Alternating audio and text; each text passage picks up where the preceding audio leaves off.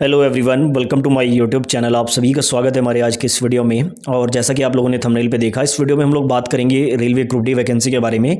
हालांकि इसको अब ग्रुप डी कहना सही नहीं है, क्योंकि ऑलरेडी रेलवे ने ग्रुप डी को ग्रुप सी कर दिया है, लेकिन ग्रुप डी कह के थोड़ा ज़्यादा बेहतर आपको चीज़ें समझ में आएंगी। तो देखो यहाँ पर जो है, जैसा कि आप लोग देख रहे हो कि जनवरी 2024 के स्टार्टिंग से रेलवे की वैकेंसी का ये पूरा पिटारा खुला और इसने छात्रों को बहुत हद तक निराश किया। एएलपी में उतनी वैकेंसी नहीं आई जितना सोचा गया था, टेक्नीशियन में भी उतनी वैकेंसी नहीं देखने को मिली। उसके बाद फिर आरपीएफ आया, लेकिन कहीं ना कहीं जो ग्रुप डी है उससे आप लोग एक बड़ी वैकेंसी की उम्मीद कर सकते हो। और इसी टॉपिक पर मैं इस वीडियो में चर्चा करने वाला हूं। इसके पीछे का रीजन भी मैं आपको बताऊंगा।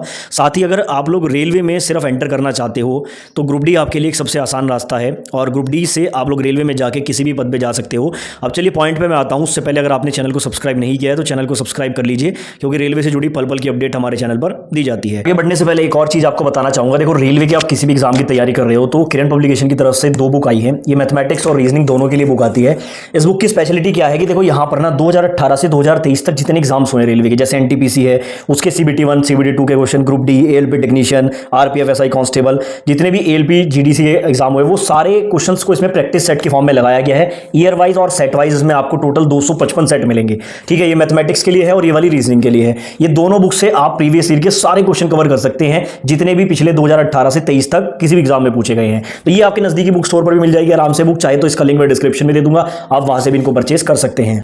तो देखो, जैसा कि यहाँ पर ग्रुप डी की अगर हम लोग बात करें, लास्ट टाइम 1,03,000 पदों पर वैकेंसी आई थी और one of the biggest recruitment था ये रेलवे का, अगर ग्रुप डी को ही स्पेशली देखा जाए। तो इस बार भी ग्रुप डी से उम्मीद बड़ी वैकेंसी की लगाई जा सकती है। उसका कारण है रेलवे की तरफ से लगातार इंटरनल वैकेंसीज के नोटिस। देखो, पिछले कुछ दिनों से आप लोग देख रहे हो, जब रेलवे ने ये कहा था कि भाई जीडीसी की जो वैकेंसी है हम उसको सेंट्रलाइज वे में निकालेंगे, और 10,000 के अराउंड वैकेंसी निकाली भी गई थी, लेकिन वो भर्ती प्रक्रिया पूरी नहीं हो पाई। पहले ही दिन जो पेपर था वो प्रॉपर नहीं हो पाया। उसके बाद जिम्मेदारी सभी जोन्स को दे दी गई कि अपने अकॉर्डिंग आप वैकेंसीज निकालो। अब सभी जोन्स क्या कर रहे हैं कि जो वैकेंसीज पहले थी, जैसे मान लो कि किसी डिवीजन में पहले 50 वैकेंसी थी, लेकिन अभी वैकेंसी वहाँ पे बढ़ गई है, एम्प्लॉयज़ की आवश्यकता ज़्यादा है। देखो, रेलवे में ना सभी पोस्ट पे एम्प्लॉयज़ की आवश्यकता है, ये बात तो 100% कन्फर्म है। अब जीडीसी में क्या कर रहा है रेलवे की, अपने आप वैकेंसीज को इंक्रीज कर रहा है। जैसे नॉर्थ वेस्टर्न रेलवे जयपुर में हमने देखा, वैकेंसीज की संख्या को आई थिंक 100 वैकेंसी के अराउंड वहाँ पे बढ़ाई गई जीडीसी की, और ऐसे लगातार नोटिस आ रहे हैं। अगर आप देखोगे तो पिछले लगभग 10 से 15 दिनों में आई थिंक 7-8 नोटिस आ चुके हैं अलग अलग जोन की तरफ से। कुछ डिवीजन वैकेंसीज भी आती है एलडीसी डिपार्टमेंट में, वो भी लगातार आ रही है। तो ये जो सारी वैकेंसीज आ रही हैं, इनका सीधा प्रभाव ग्रुप डी पे पड़ेगा।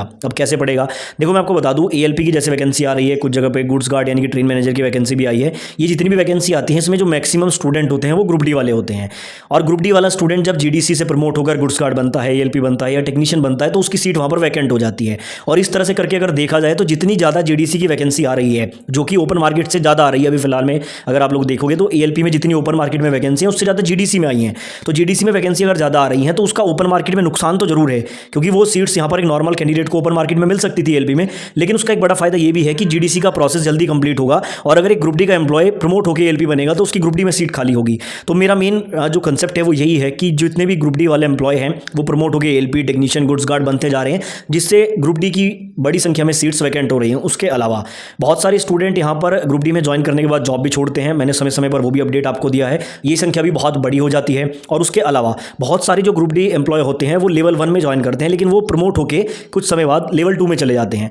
तो कहीं ना कहीं चारों तरफ से अगर आप देखेंगे तो ग्रुप डी की बड़ी संख्या में सीट्स वैकेंट हैं।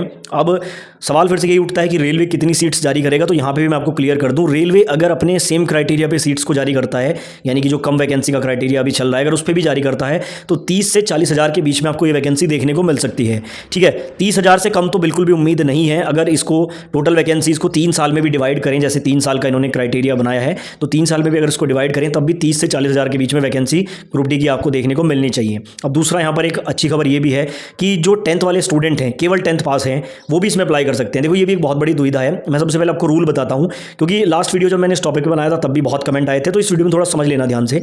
अब रेलवे का जो रूल है, ठीक है, ऑफिशियल वेबसाइट पे जो नोटिस है उसके अकॉर्डिंग रूल ये है कि यहाँ पर जो पॉइंट्समैन है, जो हॉस्पिटल असिस्टेंट हैं, या फिर जो स्टोर कीपर वाली पोस्ट है, इन पे 10th पास कैंडिडेट एलिजिबल है अभी भी। और उसके अलावा जितनी पोस्ट हैं, जैसे ट्रैकमैन है या फिर टीआरडी है, ट्रैक मशीन है, या जितनी भी मैकेनिकल और इंजीनियरिंग वाली जो पोस्ट है आपकी, वो सारी पोस्ट पर 10th प्लस ITI आपसे मांगा जाएगा। ये अभी तक का रूल है। अब जब मैं ये अपने वीडियो में बोलता हूँ कि ITI मांगा जाएगा तो 10th वाले स्टूडेंट नाराज होते हैं, वो कमेंट में करते हैं कि नहीं 10th हो जाएगा। तो देखो, जब वैकेंसी आएगी उस टाइम पर क्या सिनेरियो बनेगा, स्टूडेंट किस तरह से मांग रखेंगे अपनी, क्या वो सभी पोस्ट पे 10th की मांग करेंगे, तो वो चीज़ें उस टाइम पर डिपेंड करती है कि उस टाइम पर क्या कंडीशन होंगी। हो सकता है कि सभी पोस्ट के लिए फिर से जो है 10th पास को एलिजिबल कर दिया जाए, लेकिन अभी का जो रूल है वो यही यही है कि लगभग आप मान के चलिए 15 से 20% पोस्ट आपकी 10th वालों के लिए रहेंगी और बाकी 80 से 85% पोस्ट यहाँ पर जो है 10th प्लस ITA वालों के लिए रहेंगी। तो ये यहाँ पर पूरा अपडेट है ग्रुप डी का। तो अगर आप लोग जो है तैयारी करना चाहते हैं तो अभी से स्टार्ट कर दीजिए, क्योंकि ऑलरेडी एग्जाम कैलेंडर हमें मिल चुका है और इस बार जो है एग्जाम्स प्रॉपर टाइम पर होंगे, ज़्यादा समय नहीं मिलेगा। तो अभी से आप तैयारी कर लीजिए, क्योंकि ग्रुप डी में आपको सबसे ज़्यादा दिक्कत साइंस करने वाला है। लास्ट टाइम ग्रुप डी के एग्जाम में साइंस का लेवल इतना इंक्रीज किया गया कि स्टूडेंट को उम्मीद ही नहीं थी। तो साइंस को बेहतर कर लीजिए, NCERT से शुरुआत कीजिए, पहले 9th और 10th के NCERT को पढ़ लीजिए। बहुत सारे यूट्यूब पर चैनल है जो NCERT से साइंस पढ़ा रहे हैं। उसके बाद कुछ और बुक्स से जो है अपने कंसेप्ट को क्लियर कीजिए और कुछ क्वेश्चंस भी ट्राई कीजिए। बाकी प्रैक्टिस सेट ज़्यादा लगाएंगे तो साइंस में आपका अच्छे से कवर हो जाएगा। तो ये पूरा अपडेट था। बाकी आप इस बारे में जो भी राय रखते हैं, कोई सवाल आपका है तो आप कमेंट बॉक्स में लिख सकते हैं।